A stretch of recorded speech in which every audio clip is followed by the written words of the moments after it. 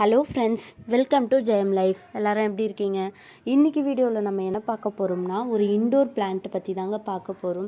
இந்த பிளான்ட்டோட நேம் என்னன்னு பார்த்தீங்கன்னா ஜிசி பிளான்ட்.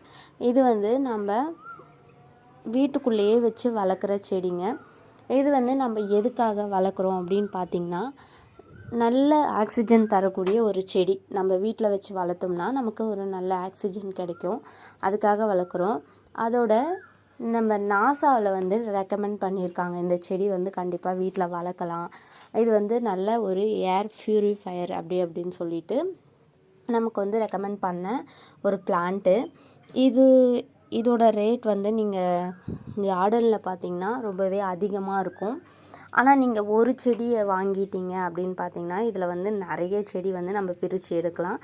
நாங்களும் இது ஒரு செடி தான் வாங்கிட்டு வந்து ஆல்ரெடி புதுசாக வாங்கிட்டு வேறு தொட்டிக்கு மாற்றும் போதே நாங்கள் ஒரு செடி தனியாக வச்சுட்டோம். இது இன்னொரு செடியாக வச்சுருந்தோம். இப்போ இதில் நிறைய பிரான்ச்சஸ் வருது. அதனால் இதை ரெண்டாக பிரித்து 2 தொட்டியில் வைக்கலாம் அப்படின்னு சொல்லிட்டு பிளான் பண்ணியிருக்கோம். அதுக்காக தான் இப்போ ஓப்பன் பண்ணி அதை நம்ம வெளியில் எடுத்து அதை கட் பண்ணி மாற்றி வைக்க போகிறோம்.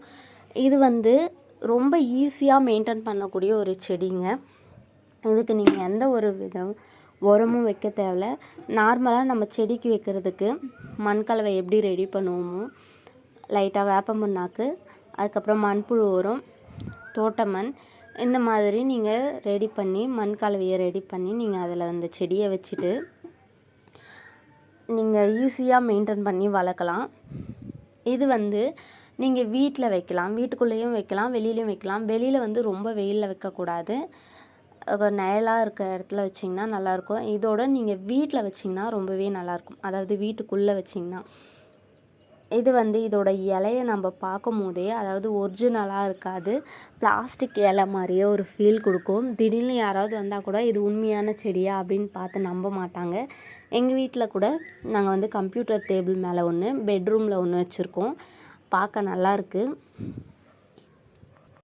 இந்த செடியை நீங்கள் எப்படி பராமரிக்கணும் அப்படின்னு பார்த்தீங்கன்னா, நீங்கள் வீட்டுக்குள்ளேயே வச்சு வளர்க்கும் போது வாரத்தில் ஒரு முறை நீங்கள் சன்லைட் படுற மாதிரி காலையிலேருந்து அதாவது அந்த ஒரு நாள் நீங்கள் சன்லைட் படுற மாதிரி, அதாவது சூரிய வெளிச்சம் நேரடியாக படாமல் அதோட அந்த சூரியனோட ஒளி லைட்டாக பட்டால் கூட போதும். அந்த மாதிரி ஒரு இடத்துல வச்சு நீங்கள் எடுத்து அதை மறுபடியும் நம்ம உள்ளே வச்சுக்கலாம். இதுக்கு தண்ணி நீங்கள் நிறைய கொடுக்கணும் அப்படின்னு சொல்லி அவசியம் இல்லைங்க. இது ஆல்ரெடி நாங்கள் கட் பண்ணி வச்சோம். அந்த இதுதான் அதை இனிமே இதில் இருந்து புதுசாக எந்த பிரான்ச்சும் வராது. அதனால தான் நாங்கள் இதை ரிமூவ் பண்ணுறோம். இதுக்கு தண்ணி பார்த்திங்கன்னா நிறைய கொடுக்கணும்னு இல்லை, லேசாக தண்ணி தெளிச்சு விட்டாவே போதும் உள்ளே வச்சு. இதோட இலையை நம்ம எப்படி க்ளீன் பண்ணோம் அப்படின்னு பார்த்திங்கன்னா, அதாவது டஸ்ட்டெல்லாம் அந்த இலையில படிஞ்சிடும். அதனால் நம்ம என்ன பண்ணோம்னா, ஒரு காட்டன் கிளாத் வச்சு தண்ணி வச்சு நீங்கள் தொடச்சி விட்டாவே போதும். மேலே பார்க்குறதுக்கு நல்லா பிளாஸ்டிக் இலை மாதிரியே இருக்கும்.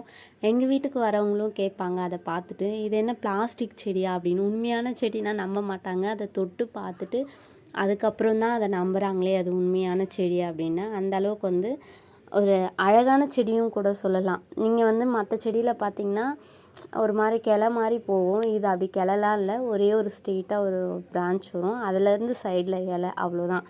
அந்த மாதிரி தான் இருக்கும் இலையும். இது பார்க்க நல்லா இருக்குது. இதை எப்படி பிரித்து எடுக்கணும்னு வீடியோவை நல்லா பாருங்கள். இந்த மாதிரி சைடில் இருந்து நீங்கள் கட் பண்ணி எடுத்தால் போதும். இதில் அடிபட்டுச்சுன்னா வராது அப்படின்லாம் இல்லைங்க. இது நல்லா தாராளமாக வரும், எதுவுமே ஆகாது.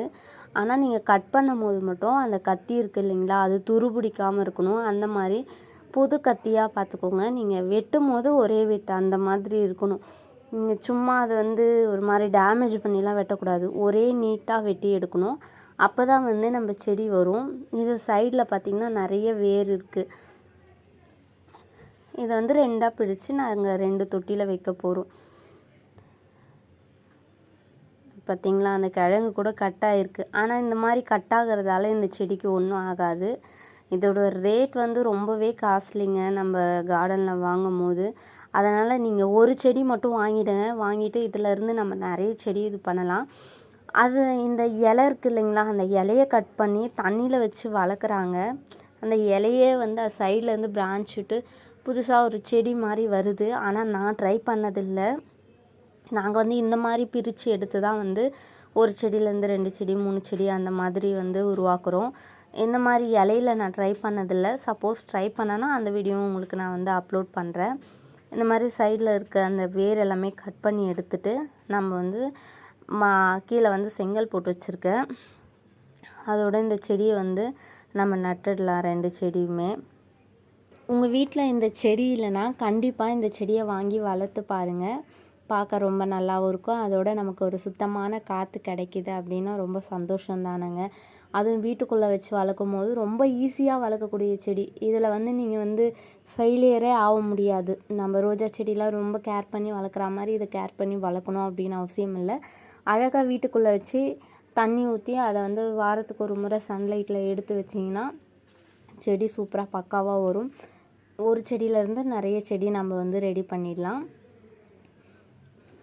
அவ்வளோதான். நம்ம 2 செடியும் பிரித்து எடுத்து 2 தொட்டியில் மாற்றியாச்சு. மண் போட்டுட்டோம்னா செடியும் ரெடி ஆகிடுச்சுங்க. வீடியோ ரொம்ப லென்த்தாக போயிடுச்சு.